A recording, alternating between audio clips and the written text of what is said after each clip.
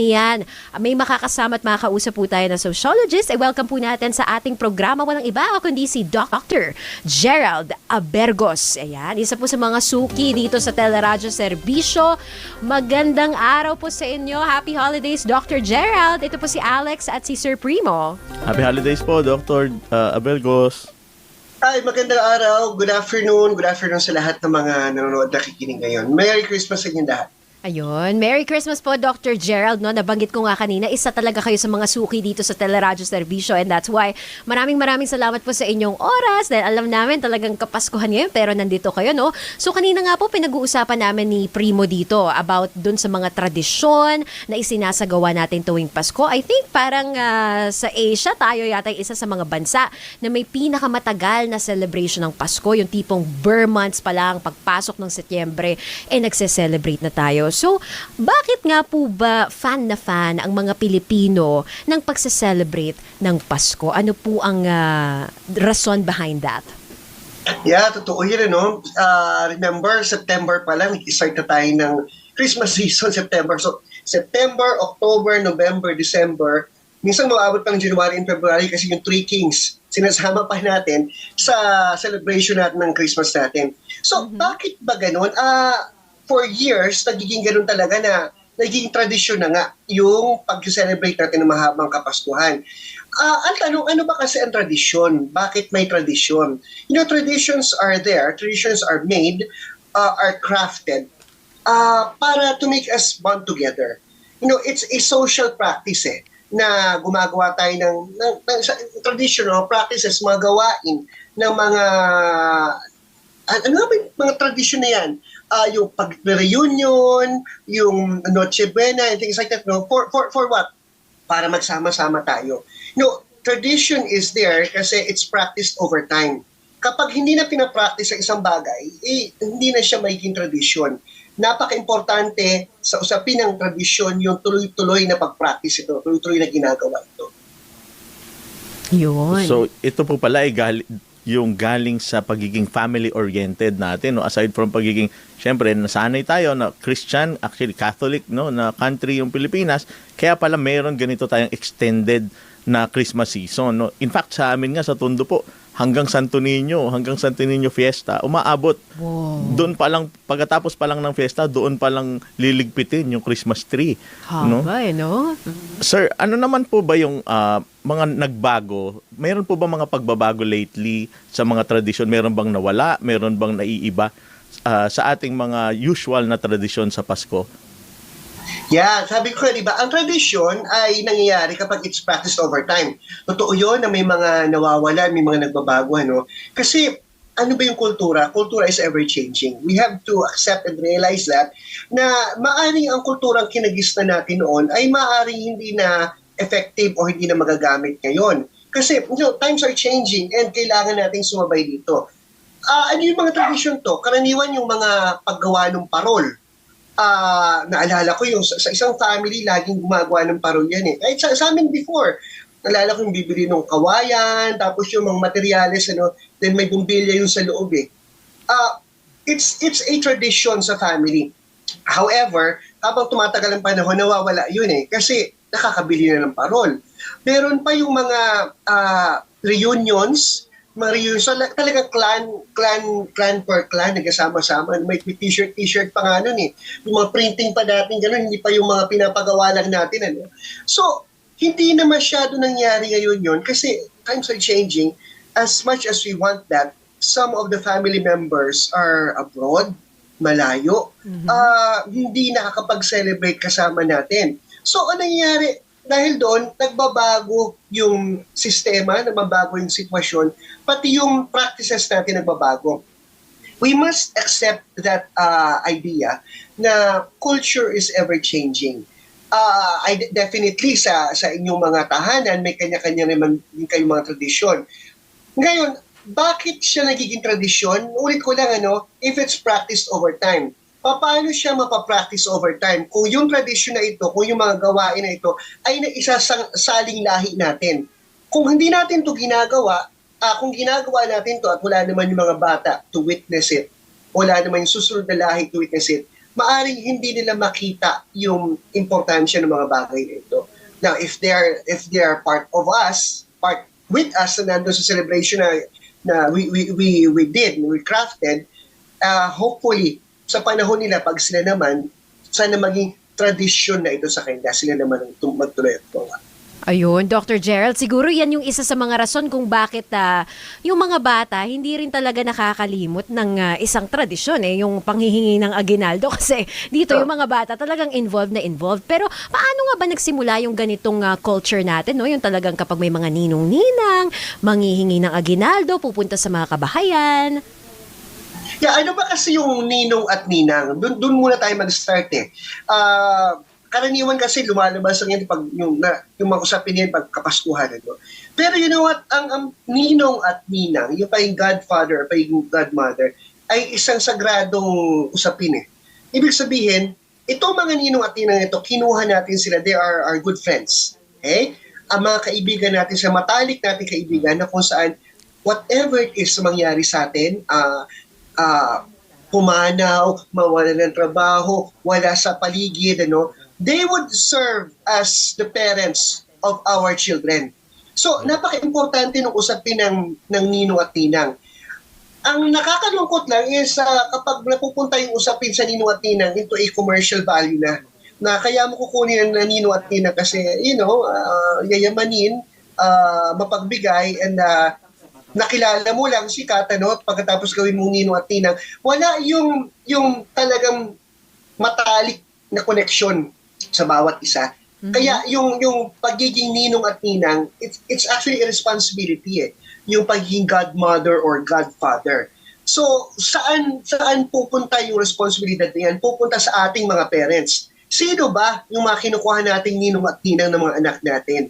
Ito ba yung nakilala lang natin o sikat o ito ba talaga yung mga kaibigan natin na true and true, alam natin pag panahon na kailangan na sila ng ating mga anak, they would be there. And not just for Christmas season. Uy, take note po sa mga parents. Buti na lang yung mga parents ng mga inaanak ko. Pinag-isipan ko, mga kaibigan ko naman talaga pala sila talaga. Mm-hmm. At hindi mga biglang hugot lamang. No? Isa pa pong mga tanong, sir, yung paano po naaapektuhan ng technology yung mga tradisyon na ito? Kasi halimbawa, dati po, pag caroling house to house. Ngayon po, car to car na po, no? Pati yung pagtugtog, minsan mga aided na po ng mga karaoke machines o mga portable speakers, imbis na mga dati tansan-tansan lang o marakas. Ano pa po ba yung mga ganito mga tradisyon? Paano nakakaapekto po yung teknolohiya dito? Technology is there to help us live our lives better. Kaya may teknolohiya para mapadali yung mga pang-araw-araw nating magawain. Now, isasama na rin dito yung mga tradisyon na yung mga gawain natin na pang-araw-araw na katulad ito, yung usapin na ganito, supposed to be dapat in studio ako right now. Pero because we have technology right now, nagbabago na rin ang tradisyon ng media ngayon. Sa Kapaskuhan, ganun din. Nasasabi nung una na ang pagkakaroling, di ba yung maraming tao na sabay-sabay, merong may gitara, naka-costume pa, Pero apparently, lumalabas ngayon, may dala-dala ng karaoke machine na ipi-play lang nila, it's MP3, and then they would sing and dance. May lights pang kasama, may mga spotlight pang kasama. Mm-hmm. And with that, may naka-video pa. So what is that for? Kasi mas napadali, mas naging effective yung ginagawa. Yung essence ng ginagawa is for us to visit a place, mag-perform, and hopefully yung performance natin ay ma-appreciate nila, they would give us a little something, yung konting aginaldo yung sa performances natin. So, kung effective yung ganun at nakikitang nagugustuhan ng market natin na gusto nila nung todo technology, todo effects, todo high-tech kaysa dun sa traditional, yun ang mangyayari. Pero hindi naman ibig sabihin na everything that is modern works. Apparently, lumalabas ngayon na, kasi bumabalik tayo, ito nga, pinag-uusapan ng ating tradisyon Ano ba kasi ito, bakit napapaisip tayo ng tradisyon ulit? Kasi we are bringing back our childhood days. We are bringing back yung mga days na mga luma na we're not so busy, we're not too preoccupied with so many things. And binabalik natin ito. Kaya sabi yung lumang tradition pag binalik, mas mas profound sa atin ang memories din. Mas masaya. Kasi it works eh. It works on what? It helps us relive how simple and wonderful life is. Kaysa sa hustle and bustle of life natin right now. If that's the case, pag nangyari yun, all good. Effective pa rin ang tradition na ito. Yun, ang ganda ng paliwanag ni Dr. Gerald sa atin. Alam niyo, mga tradisyon na to na buhay. Ngayon nga lang, no, merong mga ibang mga kabataan or mga bata na nadi-discourage na mag-participate dun sa mga ganitong klaseng tradisyon, kagaya ng family reunion, dahil ang sabi nila, ayoko nang umattend sa family reunion, sasabihan lang ako ni tita na, taba mo naman, parang tumaba ka, uy, buti pa si ganito, successful sa buhay, ikaw, anong ginagawa mo? So, Dr. Gerald, paano ba natin gagawing less toxic yung mga ganitong family reunion? Syempre, at the end of the day, ang essence naman ito ay talagang mapagbuklod ang mga pamilya. So, paano ba natin itong gagawing less toxic, Dr. Gerald? Ulitin natin yung kanina, no? Yung ano ba yung tradisyon? Ang tradisyon ay ginagawa para magsama-sama tayo. Christmas and any other activities. Kaya it's becoming a tradition kasi pinagsama-sama tayo. Ngayon, kung sa Kapaskuhan, sabi mo nga kanina, what if yung mga bata ay ayaw nang umattend, kasi nakakarinig sila ng, ano sabi, tumaba, yung mga ganyan, yung mga bagay na ganyan, mga sinasabi natin toxic yung dating, children learn what they live.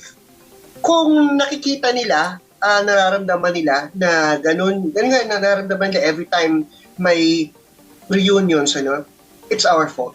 It's the fault of the adults. It's the fault of the parents. Kasi bakit ganun ang pinapakita natin sa mga bata? Bakit ganun ang binibigay natin sa kanila? Yun yung maaalala nila pagdating ng Kapaskuhan.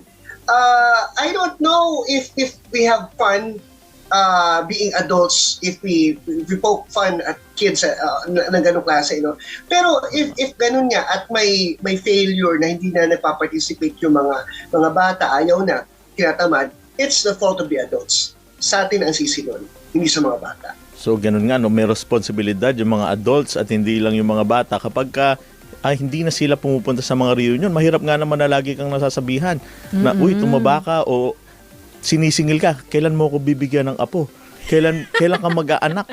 Hindi man lang sinama sa usapan, ay teka, balak po ba namin? Kasama ba sa balak namin yun? So, ang ibig sabihin pala, kung responsibilidad ito, shared responsibility, kung gustong tuloy-tuloy ang tradisyon, dapat pinag-iisipan din ng mga adults paano ipapasa ng maayos, paano itutuloy without yung tinatawag nga ni Alex na toxicity. Huwag nating antayin na magsuot ng t-shirt, tita, tumaba ka rin. So, ganun pala yung proper way to respond, no? Paano kaya yun? Paano nga ba yung ganun, no? Hindi ko nga alam kasi parang baka hindi naman respectful yan, no? Oo. No, parang magiging attrition. Attrition ba tawag doon, Doc? Yeah, that's it, yung alam natin na masasaktan yung kalooban ng other person, especially makamag-anak natin yung mga yun, masasaktan yung kalooban natin, then why do we have to do that?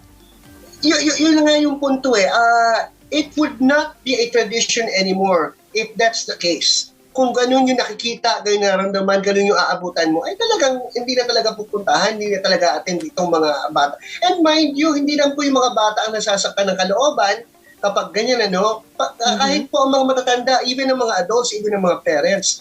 So, we talked about being respectful kanina, Kung nakikita ng mga bata na we are respectful amongst each other as adults, ganun din sila sa kanila mga magpipinsan, sa kanilang mga auntie, mga uncle, mga tito-tita nila, they would also become respectful. Ang tradisyon ay, it's tama, sabi kanina, it's a shared responsibility na kung gusto mo talagang ito magtagal, maging paulit-ulit tayo, kung gusto mo lasting memories ito sa iyo at sa mga bata, then let's make it a happy moment. Ang happy moments kasi hindi lang siya nangyayari sa mga grand activities tulad ng Christmas, tulad ng upcoming tayo, may New Year, kung saan families come together and join together for such a celebration. Happy memories come ng everyday. yung namumuong tensyon, pinag-uusapan na natin kung ano yung line of thought kanina, no? Within families, pag ganyan, no? It's because hindi na a-address yung issues, eh.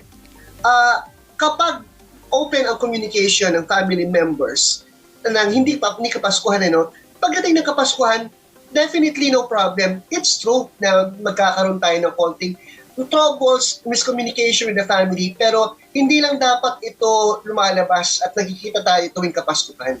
Dapat, kung sinasabi natin shared responsibility and tradition, let's also make it a tradition na the rest of the year, talagang respectful at magmamahalan tayong lahat.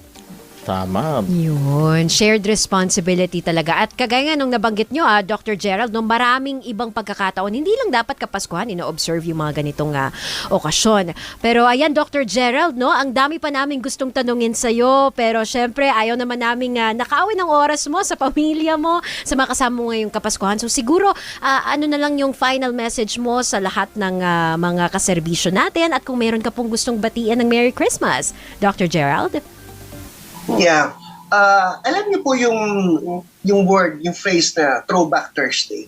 Bakit ho ba tayo nag-throwback Thursday? Although Pasko yun, hindi did not fall on a Thursday, no? Isa Facebook post yung throwback Thursday kasi binabalik po natin yung panahong lumipas, panahong happy, everything was fine and easy and hindi stressful. Yung mga tradisyong ginagawa natin right now, hopefully, and we pray, na this should become the throwback Thursdays of our kids. Na pagdating naman ng panahon nila, ito yung maaalala nila sa social media platform kung ano may uso sa kanila. No? Let's remember that we should create happy memories, not just experiences. Christmas time is creating happy memories and not just experiencing for us to be together. Magandang Merry Christmas po sa inyo lahat at sa aking sa pamilya ko at sa aking mga kaibigan, lahat. Masayang Kapaskuhan po para sa lahat. At sa inyo rin, nasa studio right now.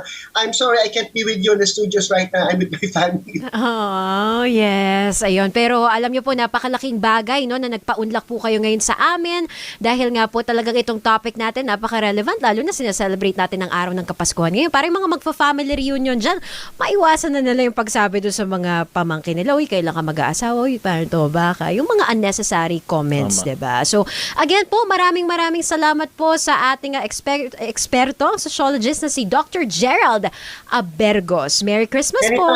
Maligayang Pasko po, Doc. Actually, I have to be leaving now kasi may family tradition din po kami na gagawin right now. Hinihintay lang po nila matapos itong Pasensya na po sa inyong pamilya. Pero salamat po, mag-ingat po kayo and have fun! Ayan po. Mga kaserbisyo, yan po muli si Dr. Gerald Abergos, isang sociologist at suki na rin po dito sa Teleradyo Serbisyo. At marami pa nga po tayong mga anunsyo, kaya po pakapakinggan niyo ang mga ito. Mga libreng tulong.